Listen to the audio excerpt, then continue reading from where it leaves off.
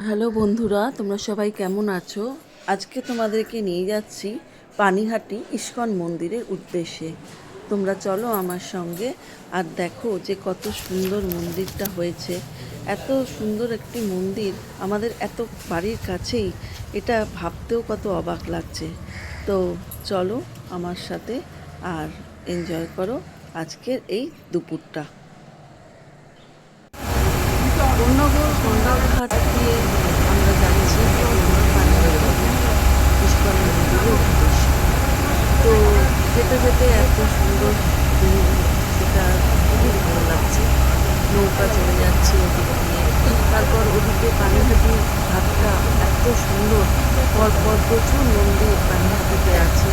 আমি হচ্ছে ইস্কন মন্দির যাচ্ছি। তো এইভাবে যেতে যেতে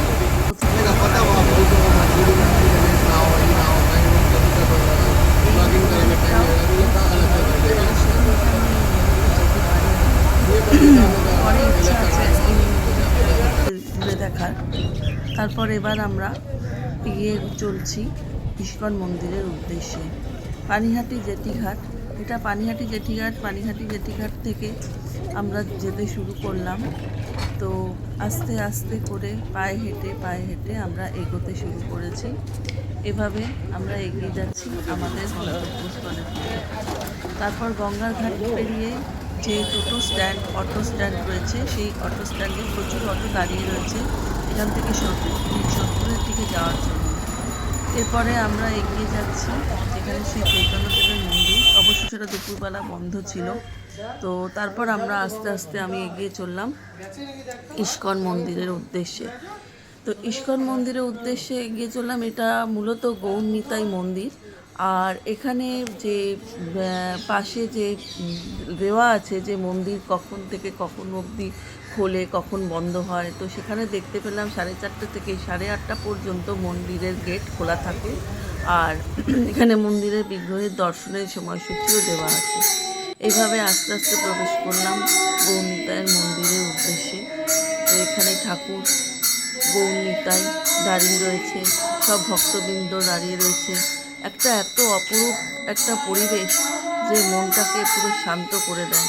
আমি এক মনে তাকিয়ে থেকে এগুলো দর্শন করতে লাগলাম। সত্যি কথা, মনটা যেন কোথায় হারিয়ে যায় এই সমস্ত ঠাকুরের কাছে গেলে পরে। শান্ত, একদম শান্ত পরিবেশ। তারপরে ওখান থেকে বেরিয়ে আমি এলাম জগদ্ধাত্রী মায়ের বিগ্রহের সামনে।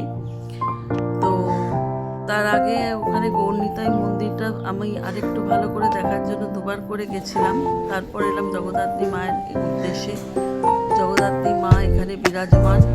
তিনি সেই জগদ্ধাত্রী মাকে দেখার জন্য অনেক মানুষ দাঁড়িয়ে রয়েছেন। মা সবাইকে প্রাণ ভরে আশীর্বাদ করছেন যাতে সবাই ভালো থাকে। হে মা জগদ্ধাত্রী, সকলের মঙ্গল করো। তারপর সেখান থেকে আস্তে আস্তে করে পায়ে হেঁটে একটা খোলা জায়গায় গিয়ে পৌঁছালাম। সেই খোলা জায়গাটা পরিষ্কার পরিচ্ছন্ন। আর এখানেই হচ্ছে ভোগের ব্যবস্থা। যারা যারা এখানে ভোগ খেতে ইচ্ছুক তারা এখানে বসে ভোগ খেতে পারেন।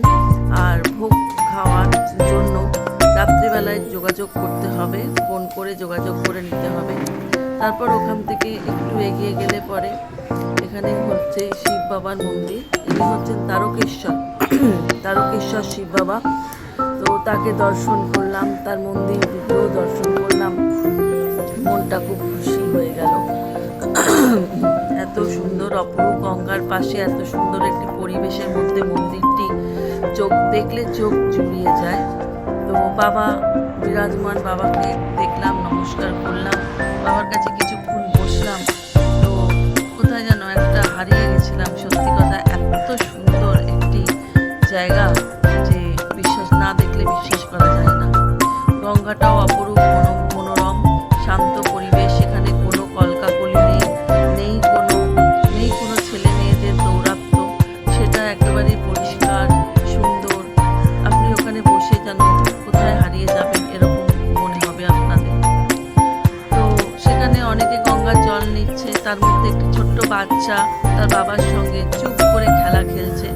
তো বাচ্চাটিকে দেখেও আমার খুব ভালো লাগলো। তারও মধ্যেও কোনো কান্নাকাটি কিছুই নেই। সে সুন্দর নিজের মতো হেঁটে ঘুরে চলে বাবার সঙ্গে সেই আপন মনে হেঁটে বেড়াচ্ছে, খেলে বেড়াচ্ছে।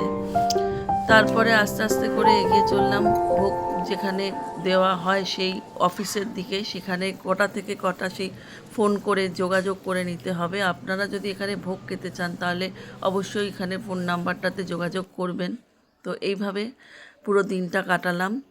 তো আপনাদের কীরকম লাগলো বন্ধুরা অবশ্যই কমেন্ট করে জানাবেন আর সাবস্ক্রাইব করবেন আমার চ্যানেলকে।